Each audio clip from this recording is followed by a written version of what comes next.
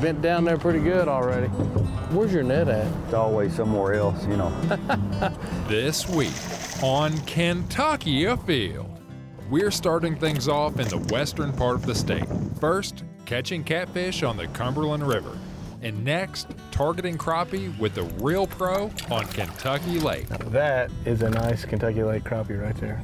Then, we'll join biologists several hundred miles to the east and see what data they're collecting from elk calves. It's all next on Kentucky Afield. Such a pretty fish. Beautiful. This pond is plumb loaded with frogs. They're everywhere in here.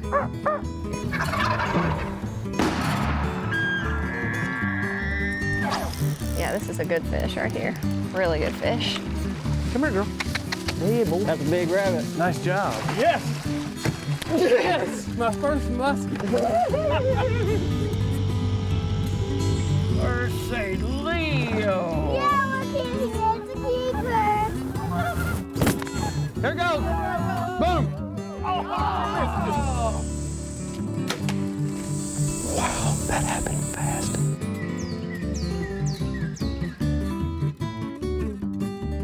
Hello, and welcome to Kentucky Afield. I'm your host, Chad Miles. Join us as we journey the Commonwealth in search of outdoor adventure. June is a great month to go catfishing here in Kentucky on the rivers. And when you go fishing with Captain Jim Doom, you never know what you'll be using for bait.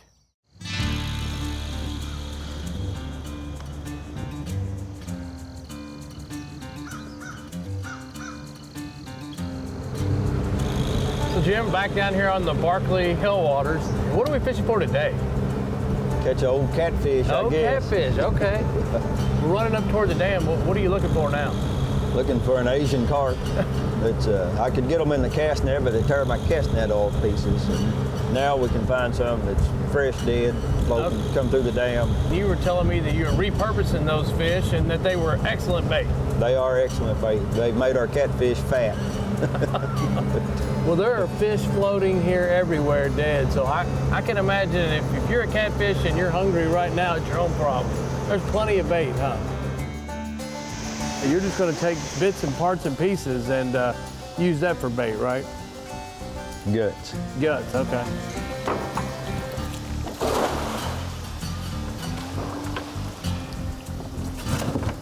Man, those are some good size ones too, aren't they?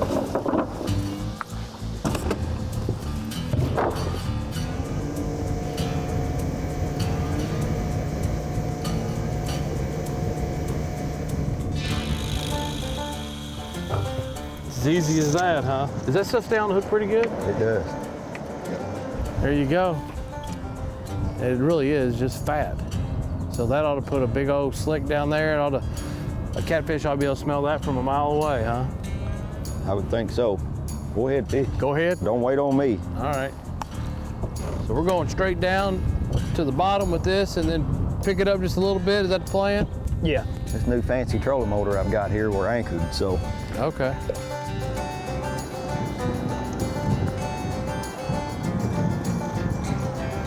There you go. Bent down there pretty good already. Where's your net at? It's always somewhere else, you know. Blue catfish. And he's got a big belly too. There you go. That's a pretty fish. It is an absolutely beautiful fish. Hooked right there in the corner of the mouth, just like those circle hooks are supposed to do. And this is a really good size if you want to keep one to eat. What do you think that fish is? Probably 8 pounds? 8 pounds. Yeah, so I figured about 8 pound fish. You're probably going to be supper tonight anyway. There you go. Nice fish.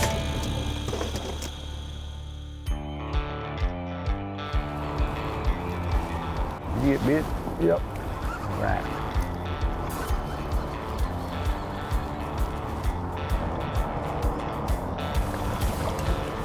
I believe I got this one. That is not a blue. Oh, it's a channel. Sure is, channel catfish. You want to keep that one in? Nah. No? Let him grow.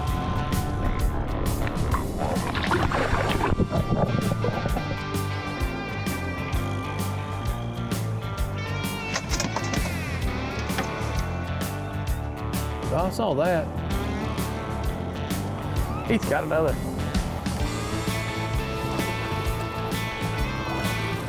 you're gonna take a couple home, these are the ones, not the 30, 40 pounders. These are the ones right here. To me, that's the perfect size. Easy to clean and got a lot of meat on it. Oh yeah.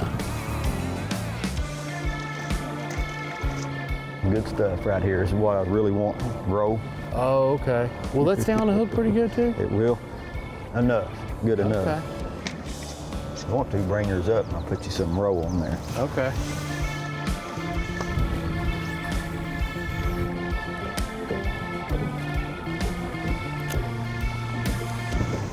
Here we go. Well, this is a little better fish here.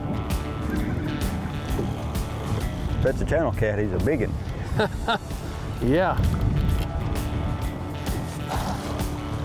There you go. That's a good fish right there, isn't it? That's a nice one. What do you think? Is that one going in there? No, let him grow. Let him grow? I don't like clean them that big. A little bigger than the ideal eating size, huh? Yeah.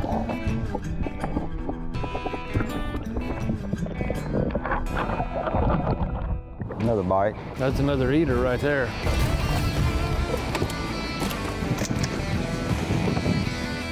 I got one trying to jump. Look at that. That's a nice fish. That is Get a him good back fish. there rolling. Hey, look at it, rolling like a smallmouth.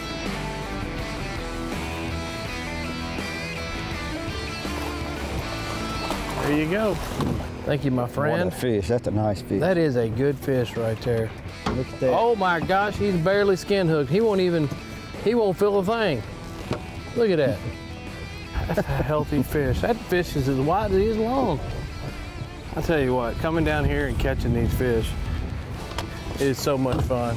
I tell you what, it's a beautiful blue catfish. It is.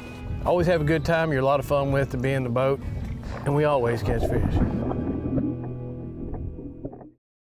Recently, we were invited to share the boat with a touring professional crappie fisherman and find out how he located fish and what techniques he used to catch them.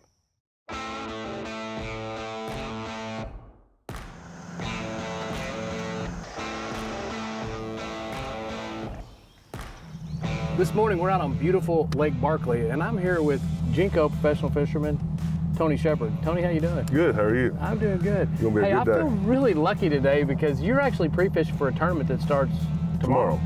You're heavily involved in lure design and manufacturing at Jenko Lures, right? Right. Yeah, I've designed, I think, 7 different styles of baits, and I've got like 30 colors, and they all have a purpose, and there's all a day for everything. So you've allowed us to get in the boat with you and kind of go out and try to locate some fish. I want to talk about a little bit about tournament fishing, but more than anything about lure selection, lure color. I want to go through your process on how you do that, because where to start is pretty important. Yeah, it is. Because the faster you can start getting information on what those fish want, how deep those fish are at, how they're going to respond to a particular lure, the quicker you get that, that's really the name of the game, whether you're tournament fishing or fun fishing, right? Right, exactly. I mean, knowing where the fish are helps a guy catching them a whole lot quicker, you know, especially if you don't get to fish very much. And like right now, we're out here, the water temperature 76 degrees, 1st of May, and you know, we're post-spawn blues. You know, the fish have done spawned out, they're heading back out, and you know, what they do is normally pull out to about 8 or 12 foot of water and chill out for a little bit before they make their way on back out to the river. All right, well, fantastic. Well, let's get at it. I'm excited. You told me not to bring any tackle. I brought a rod and reel, so I'm gonna let you set me up too with whatever you think I need to start with. Okay, we'll get you set up. Thank you, sir.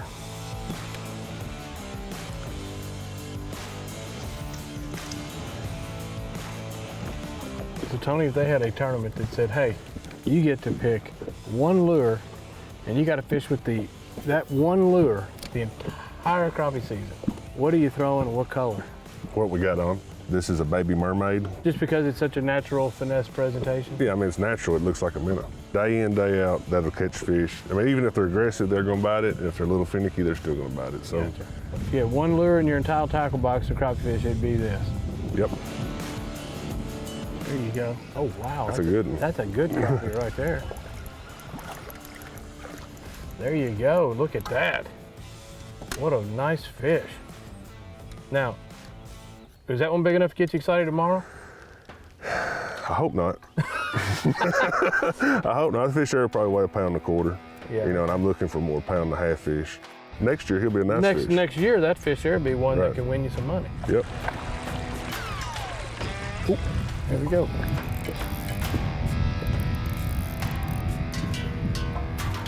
There's a crappie. Not a bad crappie, not a tournament crappie, but this would have been, if you're trying to put together a limit of fish to eat, that'd been what you're looking for right there. Been some mighty fine eating right there. Yeah. That's just an absolute average size crappie that you catch down here. Yeah, that's just your average. Just the average run of the mill, thousands of them.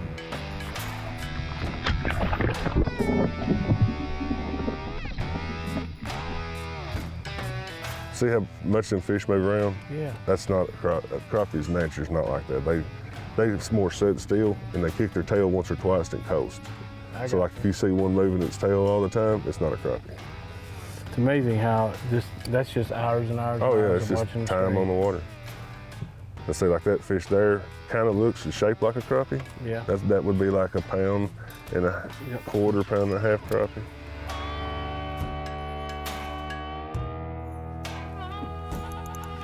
You think it's a good one? I'm pretty sure.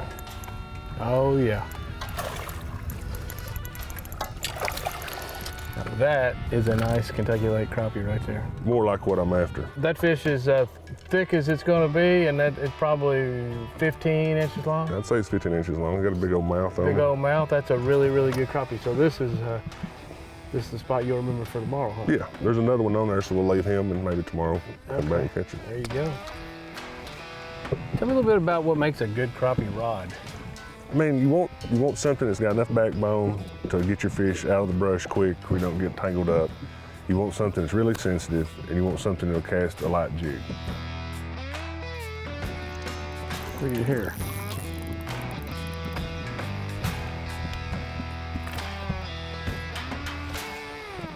Pretty crappie right there. That's probably, what do you think, 12.5-inch crappie? Yeah, it's probably 12 and a half, 13 inches. 13 inches maybe. Pretty good fish. You know, you can see the structure down there and you can see the really big fish moving around. Now those are like Asian carp. This is the structure that we're fishing. There might be another one right in there possibly. Got lucky, but that's exactly how it works right there. You find your structure, you figure out how far out you got to cast, and then just swim this little jig right there above them. Nice fish. I'll tell you what, if I was trying to put a mess together, that'd be a really good one. For a crappie tournament angler, that's a throwbacker. Well, Tony, I tell you what, I know today is a super busy day for you. You're out here trying to locate some really big fish. Not this one, but we'll take this. This is a nice fish, and I appreciate you coming out here and showing me exactly what it takes to use a live scope and to fish like this. This is for me, it's really a learning experience. It's definitely time on the water, but you know, with enough time on the water with the unit, you can see it's rewarding. Yeah. It's fun. Well, I'll tell you what, tomorrow, you don't have to keep any of this small. I hope they're all a lot bigger. I hope they're a whole lot bigger. But I'll tell you what, it's been a lot of fun. I appreciate it. I'm gonna get this fish back in the water. All right. But thank you so much. You're welcome. I had fun.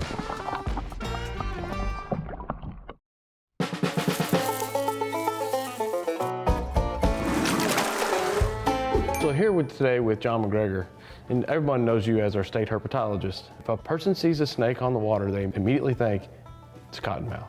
Cottonmouths in Kentucky are fairly rare. They're only out in the western part of the state, and they are mostly in big forested swamps. But there are some snakes that are really good at imitating venomous snakes. It's a way to bluff your way out of trouble. Give me some examples of snakes that are misidentified as cottonmouths. Any kind of water snake, northern water snake or common water snake, diamondback water snake especially, they get as big as your arm. A copperbelly water snake, rat snakes, because they rear up and they open their mouth. Hognose snakes, because when you walk up on a hognose snake, it flattens out its neck and hisses and opens up its mouth. This is a common water snake. Okay. And these are all across Kentucky. Probably every pond in the state has them. You just look at the overall color of this snake. It's got the right colors. Musk. It's got the right color to be misidentified as a copperhead.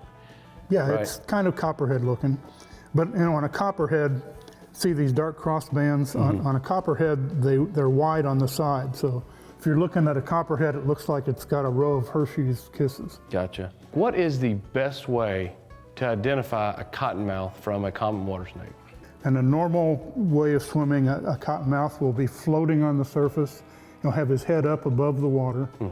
And all the water snakes will swim normally with their head flat on the surface, and their body is mostly underwater. If you go toward it and it goes in the water, it's probably harmless. I mean, a cottonmouth will pretty much stand its ground because cottonmouths they're slow and they're chunky, and it's easier to throw that mouth open and try to bluff somebody. Well, thanks again. I appreciate you coming in and showing us this Always snake wanted to and do giving that. us an education. Sorry about the snake musk on your Oh, table. that's okay. We'll wipe that up. The Kentucky Department of Fish and Wildlife collects tons of data on our elk herd to help manage them properly. And it all begins with the calves.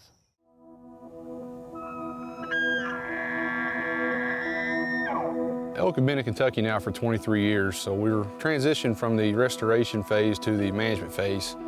Kentucky Fish and Wildlife and the University of Kentucky are involved in a collaborative effort. What we're working on today is a calf survival project to kind of help us update some survival estimates that we need to perform every few years to make sure we're on the right track with the elk herd. As a University of Kentucky graduate student, it's been an amazing opportunity to be down here in southeastern Kentucky studying the state's elk herd. We started this project back in January. We identified 25 pregnant females out on various landscapes in the eastern area of the elk zone. Each of those females was given a vaginal implant transmitter that tells us when a calf is born. So today our crew is going in to locate these calves.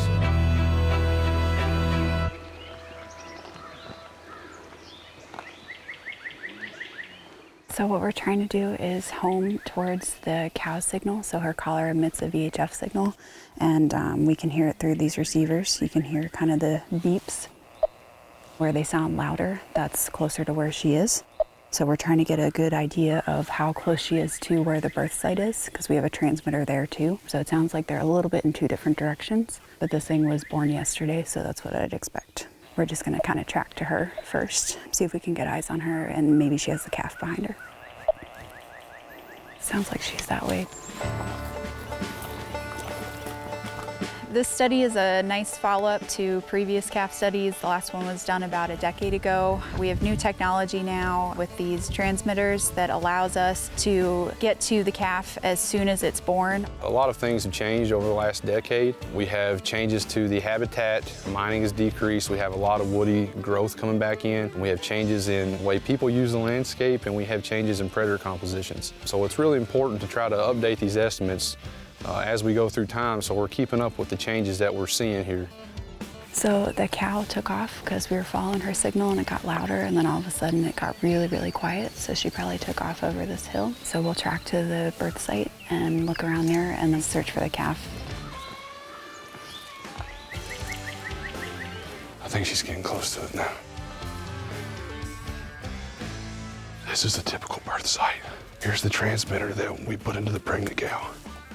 So from the birth site here, it's on a nice bench and it's pretty steep on either side. So more than likely she's moved the calf along here somewhere. So we're gonna kind of spread out in two directions and follow the trails and see if it's off of that.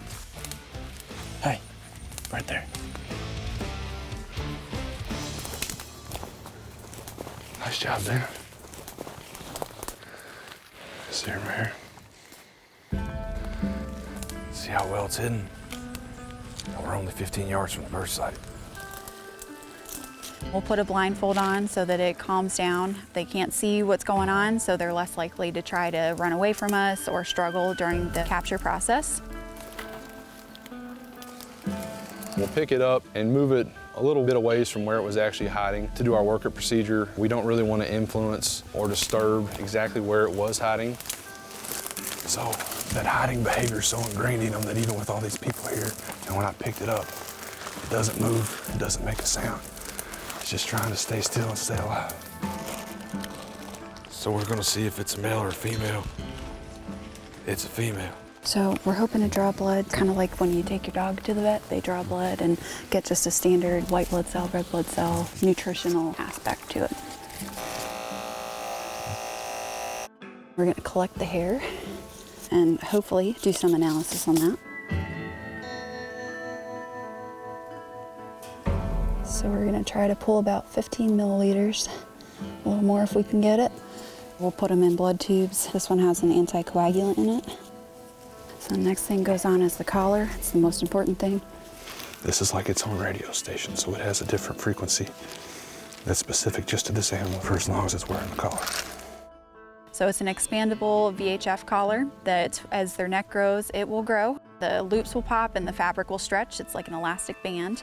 And then eventually the fabric will wear through and fall off. So ideally it will stay on for about a year. We will take a series of body measurements and that will complement the weight. So we'll weigh them at the end of the capture. So this one is total body length. So from the tip of the nose, it'll fall all the way flat to the body along the curve of the spine. We'll go to the base of the tail, so where the tail meets the body. So it'll be 105 centimeters even. So we'll do chest girth next. We'll slide the tape up right under the armpits as close as we can, and we'll cinch it tight, but not too tight. And so that'll be 60.2. Body measurements kind of help to give us better indication of are they leggier, what's their body proportion. Measuring hoof growth, so it's kind of the new hoof deposit since they've started to develop. So this one is going to be the incisor measurement. So these ones have barely erupted, so it's going to be a really small measurement. Some of them are out a lot.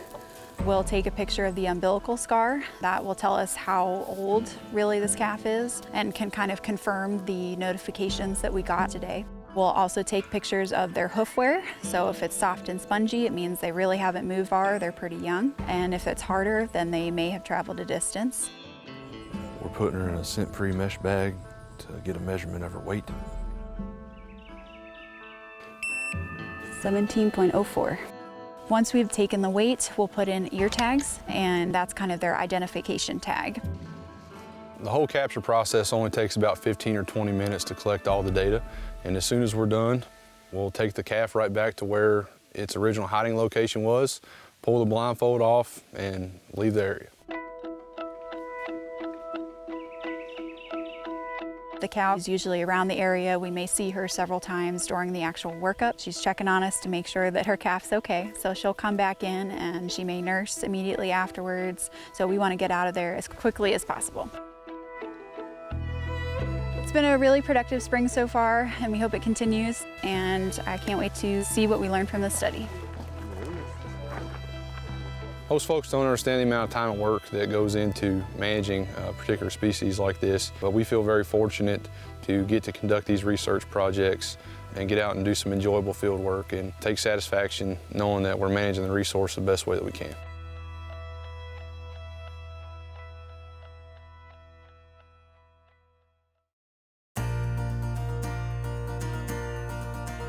Now let's check in and see who else has been out having fun in this week's Ones That Didn't Get Away. Here we have Blake Williams with some nice bullfrogs that he and his papaw gigged on opening day. Nice job. Now these are some nice bluegill caught by Reed Wagner and his cousin Brandon Glasser. These fish were caught in Crittenden, Kentucky. Nice job. Here we have 7-year-old Jack Lauber from Burlington, Kentucky. He said fisheries biologist Jeff Crosby was right when he said Bullock Pen had some big fish. He caught this 15.5-inch white crappie. Nice job. Wyatt Campbell of Russell County caught his very first fish all by himself. He caught it at Lake Cumberland while using one of my favorite lures, a swim bait. This fish measured 15 inches and he released it to be caught again another day. Nice job.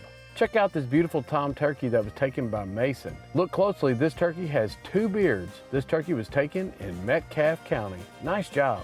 7-year-old Gabby Mays caught this nice 3-pound largemouth bass at a farm pond in Madisonville, Kentucky. Nice job. Hey, next weekend is Father's Day weekend. Make sure you give your dad a call and make plans to get outdoors. And remember, hunting and fishing on private property is a privilege. Always ask permission and thank the landowner. Until next week, I'm your host, Chad Miles, and I hope to see you in the woods or on the water. Fishing is a great way to relax and enjoy the outdoors, and it's best when shared with someone else. If you are an experienced and licensed angler, the Kentucky Department of Fish and Wildlife Resources encourages you to enter the Mentor to Win $1,000 kayak prize package. Any licensed angler who takes a new angler fishing has a chance to win a Jackson kayak, a brand new paddle, Astral PFD, and 2 Abu Garcia spinning combos. One for you and one for your newly mentored angler. Go to fw.ky.gov and search kayak giveaway for more details.